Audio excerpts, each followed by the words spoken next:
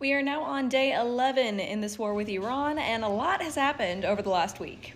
The initial attack took place on February 28th, with the US and Israel launching nearly 900 strikes in 12 hours under Operation Epic Fury. They took out Supreme Leader Ali Khamenei, dozens of top officials, missile sites, air defenses, military bases across Tehran, Esfahan, and beyond. Iran immediately responded with hundreds of ballistic missiles and thousands of drone strikes. Iran hit back hard, targeting US bases in Qatar, Bahrain, Kuwait, UAE, and even civilian sites in Israel and Gulf cities like Dubai. They briefly closed the Strait of Hormuz, the choke point for 20% of the world's oil, and stalled over 150 tankers. Hezbollah then joined in on the fight with fresh barrages into northern Israel, prompting Israeli ground forces into southern Lebanon. The US and Israel expanded their campaign very aggressively, hitting oil refineries, storage depots, desalination plants, and underground missile factories for the first time. Satellite images show massive damage to places like Sharud and Natanz. Iran's navy has taken heavy hits, including the sinking of frigate Iris Dena by a US submarine, killing 87 Iranian sailors.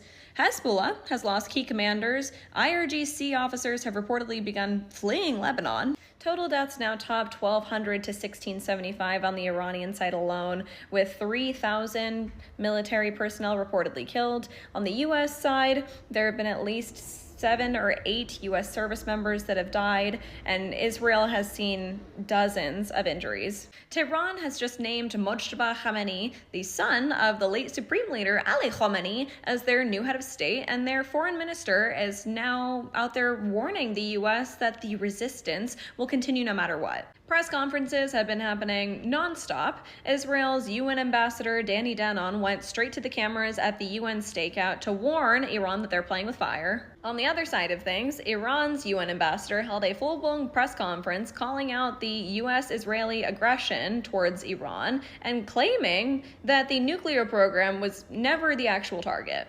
Meanwhile, Secretary of State Marco Rubio basically admitted on camera that the reason we jumped into all of this was because Israeli actions were going to drag American forces into the conflict, calling the strikes preemptive. And here's the part that nobody saw coming. Even Lindsey Graham is telling Israel to calm down a little bit.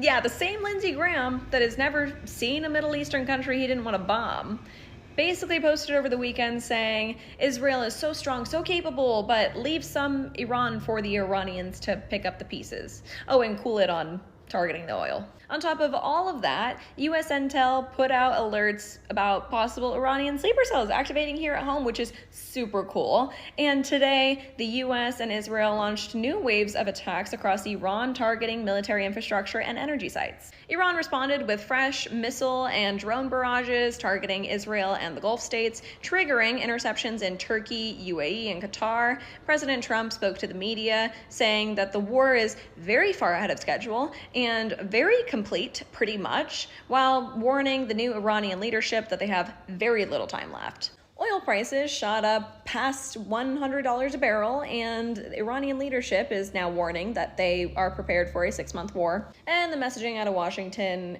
keeps flip-flopping. It's not a regime change war, but we've basically taken out the whole regime. It is not about freeing the Iranian people, but they're now supposedly free depending on what happens next. It's all confusing and contradictory. Look, I'm still very skeptical of this conflict. I don't like war, and I especially don't like regime change wars in the Middle East.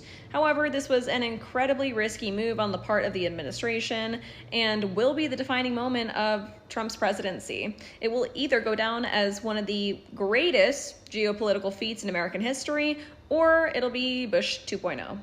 I really hope it's the former.